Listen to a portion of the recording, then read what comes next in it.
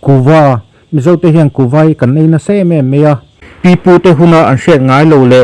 ngai lo ani chungin tuna hian kan culture a betlat ang hrimin kan select na sata hle thenrua kumna ta na kan man tlang lon tak pakhat po ni me hriat ngai lo te ne na chet ni that nia hanin biak po me hriat in siam zui na kan mang na sa hle bok eng mo ko nga chuan a thave fu mei ming kil toile in tharung mi tak te po tlang nel taka tira thiana i siam na man ruwa te po ni ve tla thin ma se mo kuwa hi China Australia le ramdang tam taka chuan vokle ran dang rul hut thana hlota nan mang de sin mihring ei tur chia pon ngai kher om lo ve pan na tel lova kuwara long thial hi chin than fe lo chuan atui farhan lo khop mei kuwara tu moi satliana na an man thin emoti mei ol takani ma se alo ni ozong lo mei atel lo chuan kuwa haw rigot chuan omzia anei lo ati the hial ome ban na le chinei ne na han thia som be ero hi zong atui na rimpo atui ham thin hle pan khor e ngai lo cha khona wangen ser thiang hlim ho tan po eve cha om khopin arim hian mi hip thei hei wang hi lom ahun le mun po soi hlei thei lova minister million le changkang hrisel na lama thok tu doctor le health worker nurse pastor koran upale rongbol tu mihausa le re thei bakber bpl te thleng po ke pui ko ham sa help pe zo hlim ang mea kan an sen huam hlom thin ni asia chimlang le pacific clear ka zong ti thei deuh thoi hianin he kuwa hi an thial deuh theu mai ni an ka chung sen huam mai le an ha te ti sen vek thei thil chu an boi pui em mai ni ti chuanin kum dunga te chuat dunga le kot lai zola te po an chak sen zuar thin ti te kan hmut bokani heti lai hianin kuwa emi te hna zonan zo chu ti hianin lo chaka han ei hianin thlan phim te ti tlain lu te ti highway chaka hel hol ang do phur tho ang te hian min om ti thina ni ti na soyani ke ni mi zo ten kuwa kan ti mei in nam sang in kan e na sa em meya khasi ten kuwa yan ti lain India po ma chaklama chuanin pan ti baga tamul ti ten an sei thina asia khomwa pile pacifica clear ka rang te hian in kuwai kan e na sa em ma chunga chuanin ang kodan kuwa an seidan ming rang te po lo enta ila pacific clear ka micronesia antia chuanin bu emo bua emo pok emo antia chutiang chuanin melanesia lama chuanin mamon emo maman tina seibok ani taiwan a chuanin binlang tina seya philippines india pakistan nepal bangladesh sri lanka ate chuan pan emo supari emo anti mei thina chuti line philippines a chuan pan tin seibok ma se buwa emo itso emo an thina ni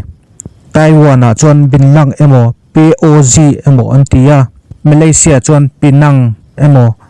emo antia china chuan pinan Indonesia chuanin Siri anti baga pan tina seibok thina ni Burma lama chuan kunyer kunyo emo antia Thailand a chuan mak makplo emo anti ni Papua New Guinea kuwa ina sa nam ni in ani hianin buai tin an seive bok ini heng ram khoi hmuna po hianin kuwa hi mu turin omin angul an vein sa ani hetianga kuwa na thia thin te seidanin kuwa han thial hian omnom na thathona min siamin hlimna na satak min pea nilengin hun nuam le hlim tak kan man phethei pha thina ni anti an soizel dara chuan kuwa kan thial hian chakna le tharui min pe ani anti thisena tiluma akal diktira titi chong atinuama kuwa hi om lo tangat se zong nilengin hlimna mulovin kan ngungoi meyang tinan sei bokani ma se chuti lai ram kang ang meya trader chak aram puminan buai pui an thia sen niaw thin kuwa ngei chuan angka le rokkat sarte thlenna sata thunga chu ramin an buai pha vele ta thunga ni mihring te hi ruihlo engemo ngol veiduna ti chin chak na nei hi kan ni ve hrim ni na lang chumia chuanin a ruihlo danina khwa khertla ruihlo te ti du chuang si lova kan ni tin hun te limom zoka min man tir theitu dan nuaya om nge ngol veitur kan zongin kan dap ni na langa chumi tan chon kuwa thial te po hi kan ching chhota ni na lang heng vaihlo azuk chi emo muang chi emo thiala thial chi te mei baka kuwa te hi dan hnuaya phalna hnuaya sarkar hriat puin angul kan lo vei thin ani hetianga kuwa ni tintina engek hek thin pakhatina soidana chuwa kuwa heti taka adarta hi lungchia thla khop mei adar zau zela ati top dan emo thunun dan emo la kan hremang silo amang an thla ka ni mi te hian an hun an chhun ni leng hun te no khanan kuwa hian mangna sa a kuwa hianin an nun ai ngat na sa em bokani chuwang chuan an iptea poisa an da that mei tur kalyam tir tu lian ber pakhat chu he kuwa nge hi ni kuwa hian thuak atidang lam thein angol vei ol sam tak mei pakhat ani a heng nicotine alcohol le caffeine te dota ngol vei ol sam ber palin na chu he kuwa nge hi alo ni kuwa hi khovel mi pui soma pakhat zelin eng ti zong emotalin kan 18 nin an sei taiwan a khonin kuwa binlang tia an sei chuan eina sa hlea he binlang pakhat emo khor khat emo hi coffee no ruk nen intluk anga ngai ani taiwan a hian kuwa hi ni tin in hlofa kan tiang chi heng mystery driver sanghaman tu le na niam dang thokho te hian an eber thina an kuwa eina tui an chil te chuan chak sen zuai thina chung te po chu ngai khata nga in tu mai nan eng to lem lo taiwan a hian in akum zate kuwa e hi an lo chim to in ang culture a betlata tunlai hun thleng po hian kuwa hi an lo war min ama ero chu ramdang ang lo takin an zordang kal phung te po hi an ti changkang chhota zel ani ang kuwa zor tu nula te hian ang customer mi pa te hip na tan baralam thin nula ang main sepsi do tak thonno thlep tak tak hain an dor chon ngak thin ani an thil tum ber chuang customer mi pa te hip kha nin alang ber thin an che zia khosak dana po chutiang ang chona lang ani taiwan a kuwa zor tu nula chelo tak tak in chei saksi tak tak te hi betel gas emo betel beauties emo tin an soi thina heng kuwa zor tu te hian atlang pui thuin kongpui highway kongdung fianrial taka an dor te siamin an dor te da thlang bom an ti sak mai thina abanga ta na da thlang langtlang thei mang an ni hloma an dor bang te hi da thlang vek nin da thlang bangin a huala pon lama tangin mu thei vekin an in thuam dan an in cheina an thom no hak thlep tak tak langtlang thei mo kak thui tak tak chung zong chu pon lam tangin mu thei veka chu chuanin an customer an mani dor tu te a hip thin ani zan te le thleng kuwa zor hianin an dora hian an thu thin ani hetianga hmun fian rial tak taka doran siam chan po hi an mani dor thin tu an kuwa baka an in chei dana wang le an khosak dana wanga an mani ngai na tu te hipna atana ni abi kin heng kuwa zor tu dor tu tamber te chu truck driver te le nitina in hlo fa chop ang chi kompui dunga bak thin te an ni ang customer zinga hian a bikin truck driver kompui dunga tlan ha tak tak te chuanin han chola ang kuwa te han thial sakpa an mani han chon chei te chu nuam ti em a heng kuwa leitu te hianin ang kuwa mai baka heng nula in chei saksi om eu tak tak te hi eng mokong zonga han che tan te po an I tanima na chu baka heng me che te laka hian rem chang te an zong vein kuwa chau ni lo thil dang te po be sein an han chei vel thin bok ani ne heng nula te hianin kuwa zor mai baka thil dang form ke man ne ani ti chu alandan tang ringot po hian hairol chu an ni lo hemi kuwa an zor pa hianin india rama china thin massage parlor vel thokten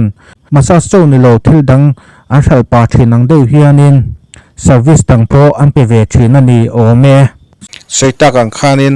ang kuwa zor mai pa ka hianin sum eng makong zonga side income nei theina tan te po an lo mang ve bok thin ani inalang kumsa zakwa somni pasari malam khachuan india ram hi kuwa ken tor kamin to del viawa mase independence kan hu khan kuwa chin ram chu ram danga acham tak dei awangin kuwel thar chua zong za somni pasari tanga somnga pahi thar chol maila kamin to del ta chuang lo fowani chuan sarkarin tramna satakala in to del turin ke apena karnataka kerala assam west bengal le meghalaya ate chomdol na thatak pe in anching tavut mei tharpo kan thar tam na ro amaro chu kan man ral atam ema ram dangami chok lu kan langai ta pho ani hi kuwa thar tam ramte India 50.37%, Bangladesh 18.29%, Myanmar 11.31%, India ramchunga kuwa thar tam te chu Karnataka 78.98%, Kerala 7.48%, Assam 3.64% chunni. India rama hian kuwa hring aro sen aro var te thliaran nia kuwa ro var ni sa phoro chu quality thabera ngai ani tin kan ram thar chua za som ni chu a hringa eizo ngal vek ani kuwa hring le kuwa ro market ero ang kai thoi lo ang reng khop mei kuwa hring manin kuwa ro man a ngong dang lam te chiam ngai lo ani kuwa ro man poin na hring man a ngong vak lo bok kuwa ro man le sarang man ero ai lai chin ngai le Puvara chu darka sopati chum so photin an phoro le emo apulunga ni sari atanga ni somve lam pho nuin alo ro ta a kumtel te meu chelovin ada that the ta thina ni kuwa tang hian thil chi rang rang chi za somnga ai tlen lo liam zuk siam chuaka ru lama har satna schizophrenia neite tan damdoi tan an manga mithalo glaucoma tan damdoyan mangbok pai troi na damdoi tan ba ka thiana thazam pui central nervous system ati chakawangin taksati chakna damdoi tan an mangbokani kuwa hian rong be het zet tanin aken tama wangin chavun rong siam na manrua ber pakhat atan an mangtangkai le rubber industry lama po an leklam viau ani ome uile bong rul hut pui ti tlak na damdoi atana man ba ka sakor real damdoi tan an mangbok vela kuwa thal na mun pui ber nian sei chu serthlum khopui tia kan hriat Maharashtra khopui berdot tu nakpur khuni kuvel pumpui thliring kuwara longa thial ching an tam hle hetianga alonga thial ching hi ka chung hrisel nan cho ei ti tuitu atan te thalia ngai ani he baga hian ka chung pan mat concert le cancer veng tu thatak ani thei bok kuwara hring hi rul hut kom tep uam le vok rul hut kom pok tep uam thatu thatak ania rul hut damdoi albendazole ai ma chakle thazo ka ngai an hial mei asia chimlam le asia chimchak le asia pacific guam le pacific clearkar danga te po kumsang ni kalta vel atang khan an lo ching war to hle ani khovel pumpui mi thing thlirin kuwa e thin hi za somni vel an ommek nia ngai ania WHO in atarlan danin mi maktadua zuruk velin kuwa hi damdoi awanga re rubuaina psychoactive neiten in enkol nanan mangthin ani zule tur nicotine alcohol le caffeine awanga har satna neiten an tangkai pui hle bok heti lai hian ram enge mozata chuan kuwa he uchu kanom thin awangin hrisel lo na thlen tu atling mek bok ani kuwara azung le anna te hi tunma tangin in enkol nanan mangtangkai hle thin rui thei thil chikhat nima se hetiang khopa tangkai le theitui tak ani wang hian asia begin India le athen state a te hian sumdo nan kan buai pui lui lui ta chu ni bere kuwa that lo na te seini khuwa hian mi theng kha chuan ahna kai tel lo chinei kai tel lo te tin ape thei chen kai hlei nem ti te anom nok thin kuwara tak chuan nge lo thung alom mi thiam te soidana chuan kuwara hi alo om ber chu ni in pan na hi alo om lo ber chu ani thung chinei hian ka chung te real te pumpui te ati pil thina wangin alo om hle ani kuwa hi athat na hi tlem hle meya karim chhelu tuktur aveng deuh ti me lo chu hring taksatana athat na han soilu tuktur hi om vak lo ani athat lo na chu kan han thiala kan thia rol hian thlokin pumpui hne na chiral tur alo tladon ti azuk rila anin an acid to ti chuak tama ma se engma tla thlatur mumal om si lova pumpui acid kha om sa ai tam alo om ta treu meya pumpui bangkha achia long vele ta a pumpui na pumpui ulcer kan ti chu kan lo nei ta der thin ani tin kuwa le anna hian damdoi ang chemical thisen dot te theitu oma ai tam tak chuan mitning te hi ti fialovin lu te po anat phadeu thin kuwa taksa na thodan alang chuak ngal theite immediate effect mia chok phur mia pilung pu ba thana chu chua bok lung phu te ranga thisen atisang chokom che bol dana pi boy wangin thil hel punna luak chuak le luak ko thalo thlen thei blood sugar atisang thei kai seizure thlen thei na pai lai ta nau chen na thlen thei rei hua chuan aluwa ong theilo na addiction atlana cancer te atlan thei bokani ka ati bol hoa mi ati tropa ka chung le rop ati ro huwa ma ka chung pil le na ka chung tuam tu ti khon thei nat na submucosal fibrosis asiam theya avei te chu an po an ang thathi thil thilo ka chung cancer ba ka chokong le punpui cancer atlan thei vurmi te soidanin kuwa hian thapna tle na mi via chung junga damdoi lama thatna chu heng anemia ulcerative colitis schizophrenia le post-stroke symptoma ti hian engkol na danga pui ve thei kuwa le anha hian damdoi ang chemical tisendot ti te thei tu oma ei tam tak tak chuan mitning te hi ti fia lovin lu te po anat pha deuh thei thin tin chinei kan ei tel te hi aro pol dal lo ania he hian kan choia iron se thisen sentir tu hi taksa hip thei lovin ferrous oxide thia tu ek chia asiam zela kuwa ein sa re re chuan iron deficiency iron tlachamin an om fo ithisen hb niam reng ania kuwa e reng ani chuan kuwa kha e lo la adam do chun ni mei chimeya calcium om hi mitam takin taksatana thaturan ngaya ma se ni lo pumpui acid khan calcium chia alo chantiu dei meya kan e ka tikhal mei ani kuwara arekanat hi ati kuwa tu be main ingredient component chu niin he arekanat kuwara hian cancer siam theni kuwara han phela achungwar sar hi pumpui ta na thalo em pakhat chu ani simen plaster ang main pumpui le ri chung lam achar hnet tlap thin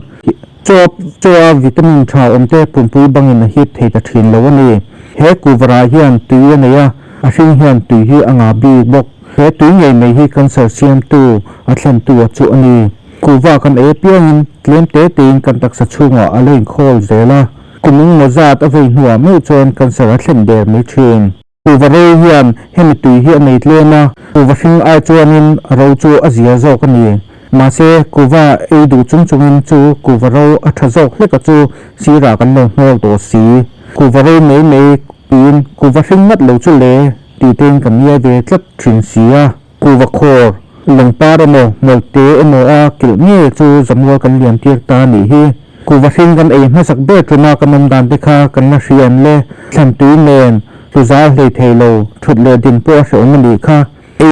e le du mei mela moi po kan pulo turu asok kha na ve tlat ma se zoom thangte maktak min kuwa hi an ru ve ngai mang hau lo hemi tang po hian taksa khoi theizia alang chiang khop nei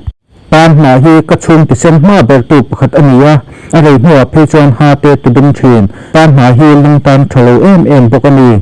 kuwa in sa te ha hian ro hol asiamin ha animal cho atimua trei chepathina ha te po ti het lovina ti hin du thina ni chunaiyan chakong chia longina ti no thina alina chi awanga chamalin na po hramei thei thin lova na han hriat no chuan cancer lo in tham man der to thin chinai slackline hian ka chung no ti pil thin boka chuan a hip na local area pH level ati sang chian thina ni pH hian hi acidic ania pH sang hi alkaline hian cancer athlem ta thina ni chokong cancer phe chu kuwa ezinga tambe ni one kuwa phakhian punpua kuwa te takte te omte cho plaster phui thlat to thin awangin cho vitamin le mineral te chu zunle ek lama kaliam tir ta vel nei thina hemi wang hian nim vitamin tlak cham natna berry an ve ta thina ni chutiang mi te chu thai du kiar lo chung si hian an vuna thina an tho te sa huang huamin an taksa lo chak lo ta em na vitamin tlak cham na awangin thina hial te thlen ta thina ni kuwa hian iron tlak chamna athlen bok thin kuwa chinele pumpia acid an hanin chopel hian kan choya iron on te chu thirchia tui ek iron ore a chamtia ta thina taksain amamo ang hit thei tak silwa chuan iron tlak chamna thlen ta ni kuwa hian nap thalo te po athlen thei bok kuwa karim chia ti re na ve ni khat emolek te e ve zo thin ni lang chuan taksa lama hong nei na khoi chikhel lo me thei ma se keimi ero chuan kan ka o ho khanan kan mang do ber chuni mom som e kan hmon mol no me a that lo na chu wan hria nei po a hei nei thei ma se sim harani pa na hian chemical chikhat thisen dot ti zim thei om ve le a thlum chi phe hi chuan allergy asiam du em pi kani kuwa pan khor ei that lo na doctor thang chim no a ms ortho si khi longai thle tang kuwa hi kan ei na sa a ke ngai po hian ni kata cheng som thum man kai trin kumina tang hian kai talwa a that na ya tem the karim chelu tuk tura deng deuh ti mai lo chiu tho vak anei lo a that lo na chiu kan han thiala kan thial rual hian thuakin pumpui ne na siaral tur alo ta don ti azufila anin an acid HCl alo bi chuak dama ma se engma ta thatur mu mal a silawa pumpui acid kha sa ya tam a ta chuk mai ne pumpui bangkha a chialong vele ta a pumpui alsar kan ti chu an nei der maya tin ko vale an na hian dam doi ang thi sen do ti te thei tu a oma ei tam tak tak chuan it meng te hi ati fialawin lu te po anat pha deuh thei thin tin chinai kan ei tel hi aro ani a hei hian kan soya iron thi sen sentir tu hi taksa hi theilawin ferrous oxide thir tu HCl zela ko vaina sare reng chuan iron deficiency in an fo train ani ethisen HB an niam reng ani a ko vai ei reng ani chuan ko wa kha ei lo la adam noi chu ni mai tin chinaya calcium hi mitam takin taksata na thatura an nga ya ma siani lo pumpui acid khan calcium chia alo chantir dai maya kan ek ati khal mai ani tin kuwa hi acid point achi aral zo lo ti ka hriat na chu kumsang ka chekwa somret panga khan bia te thing zai karwaya thani anom chuwa an ko baina kha an ek na bi ka chuan alo vum thur maya fang mir bu kowa lei mu sep ang mai hian ek zong kum khat nuwa chuan alo ti faya a om vum thur maya ke ji ni don vel juk mi thaya kuwa somani ti chu hai ru ni lo in apan na hian chemical chi khat ti sen do ti jim thaya vele a athum chi phei hi chuan allergy siam du mmb kani ei lo mai hi a him ber ani e a se tu ang maya kan an sen huam mai hi chu amoi lem lo ani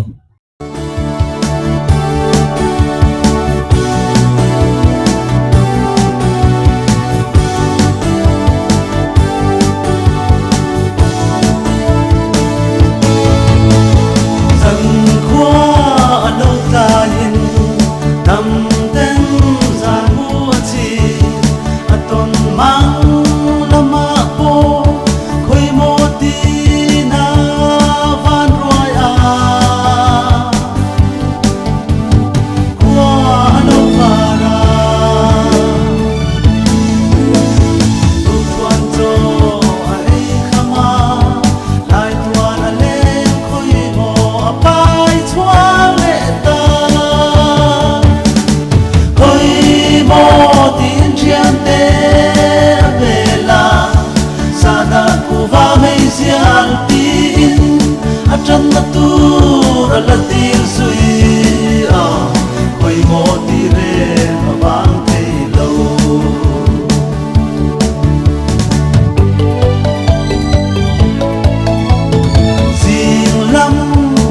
cho kênh Ghiền Mì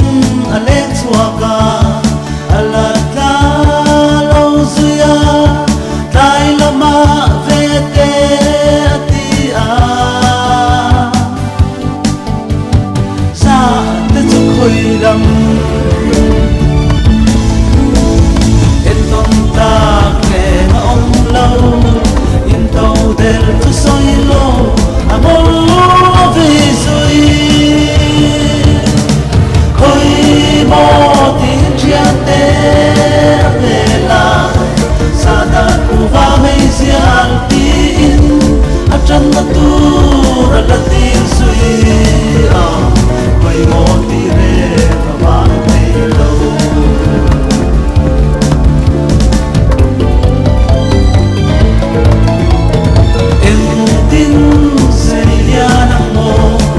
không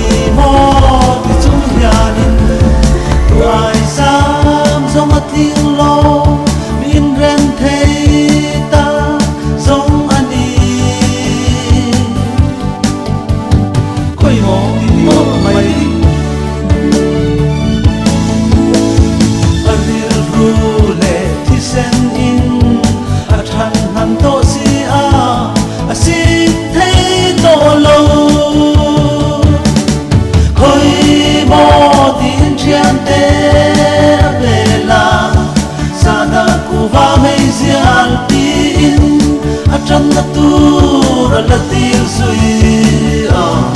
khoi mo ti re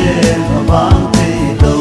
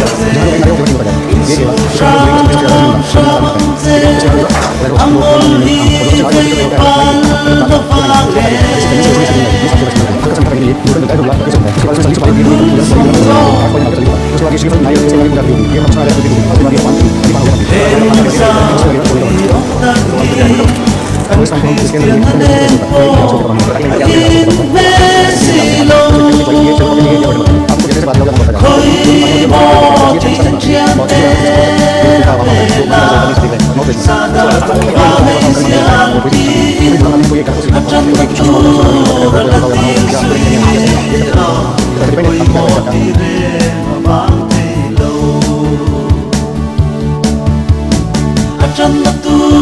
ra là tiếng suy